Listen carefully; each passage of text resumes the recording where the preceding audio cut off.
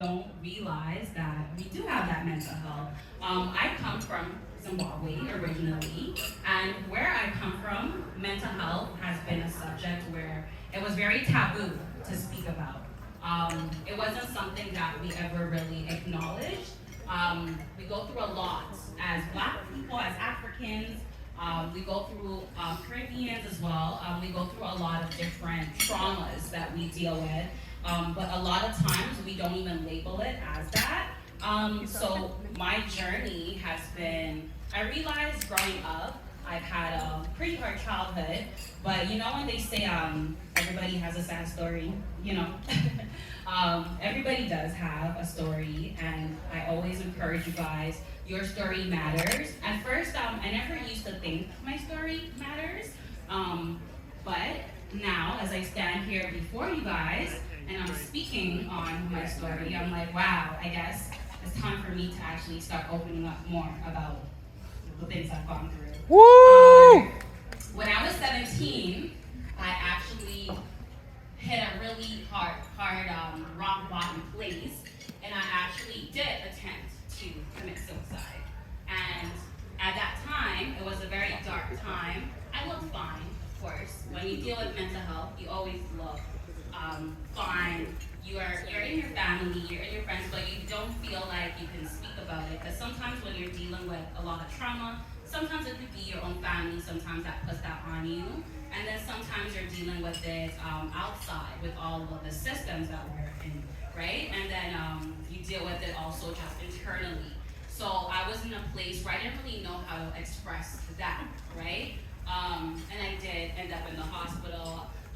But that was a dark time in my life. But now when I look at the triumph at that event, it's always a part of my story now that I have to speak about, because I know that maybe there's another little girl who looks like me, or even a little boy, somebody, anybody who just needs to know that there is life. It does get better if you continue and you persevere, because my life did get better. Okay, and I'm gonna tell you guys the journey with that.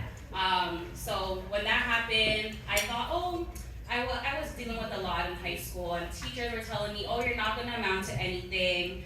And I always was very angry. I was an angry teenager, because I was just like, how can these people be telling me all this? How can my community not really be seeing everything that I'm dealing with, but putting all of these things on me?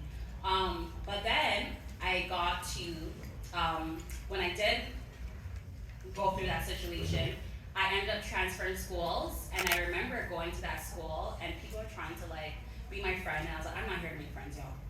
I'm here to get into school, university, because I was like, I'm gonna prove all these teachers, I'm gonna prove to everybody, but most importantly, I'm gonna prove to myself that I am gonna become somebody, and I'm gonna create a name for myself. And I went to go do that. I went to go pursue my post-secondary education at Brock University.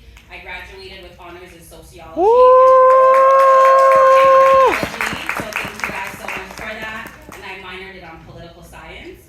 So I really do care about a lot of the politics, because I always believe the personal is political. Because a lot of the personal things that we deal with are very much political, and they do need to be discussed, because we are here living real life. So that goes on to after graduation. I thought I was going to go to law school. That didn't happen. I told my parents, I know you guys were talking about education for a long time, but you know what? I think I got something to say. I'm going to become an artist, y'all. And when you tell a Zimbabwean family that, they're like, oh my gosh. Poverty. Hey, didn't you say you're going to be a lawyer? No. So you said you wanted poverty. Yeah, we understand. But I have to tell them, you know what? I really believe in the power of our freedom of expression. Our voice matters. So I said, you know what? I could go to law school. But how about I actually talk about the things that I really want to talk about? How about I use my voice and I create and I do exactly what has been on my heart to do? So there goes the starting of Rain Akaï. And that's who you see today, Rain Akaï. Last year, I was hit with another challenge. As I've gone through a lot of healing, when I did go through that, that was my first encounter around 17, 18. That's when I started therapy. And I remember they used to be always trying to get me to open up, but I was so closed off because I was so angry. And a lot of times you don't have a lot of rapport, right? So you're here like, this person's trying to help me, but they don't know me. They probably don't even care, you know? So I'm not, why am I gonna open up myself? But I said, you know what? It's been a very much process of them also opening up, showing me that safe space that I can open up. And then therapy has been a huge impact. It has been huge help for me in my personal life.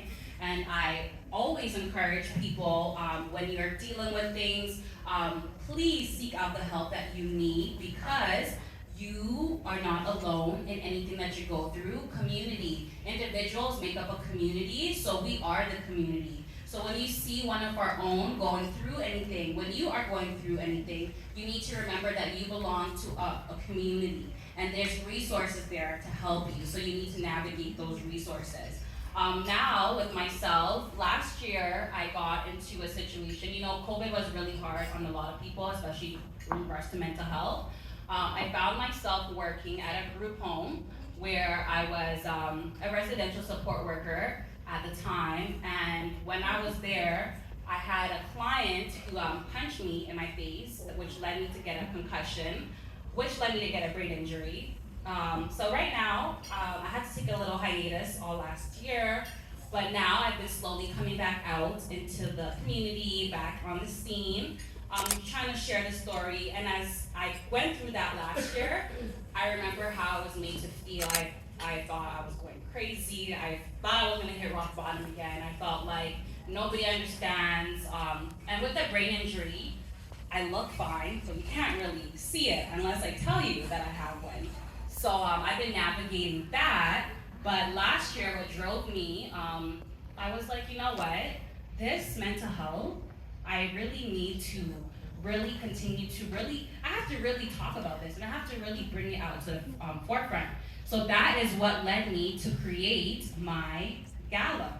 So last year, while I was dealing with all of this, I put my team together and we created our first annual gala, and it's called La La Land Gala. And this year, I can't believe it, that I'm gonna be having a second annual. Woo!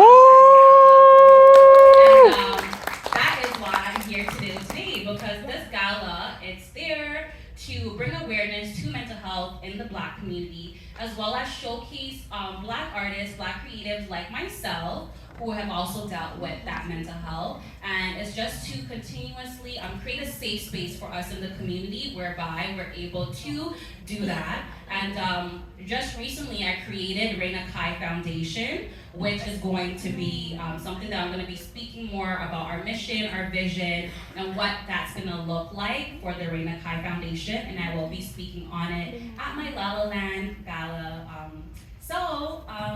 I hope you guys come to it.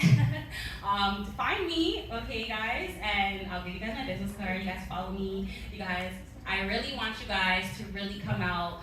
Mental health really does matter, and it's never something for you to be ashamed of. You never have to ever feel any shame or guilt for the things that you've gone through. And I'm here to remind people through my music even. My music has been one of the biggest ways that I heal, and that's been the biggest way that I've been able to express. That's what's given me the courage to stand before you today and speak on this, because with my music, it gave me a voice that I never had. So I'm really grateful for all of you guys listening. Thank you.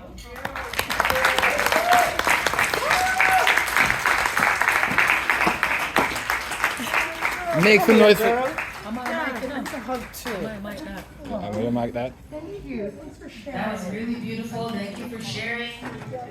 Yes, sometimes when you get into your story, it can make you emotional. So I just want you guys to clap her out again.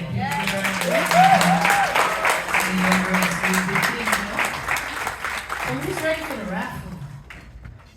Are we doing that right now?